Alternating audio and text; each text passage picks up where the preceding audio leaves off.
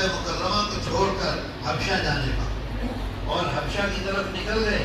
راستے میں ایک بڑا مشرک ہے، بڑا خطرناک آدمی ہے، ایک قبیلہ ہے، اس کا سردار ہے مالک ابن دغنہ۔ وہ پوچھتا کہاں جا رہے ہیں؟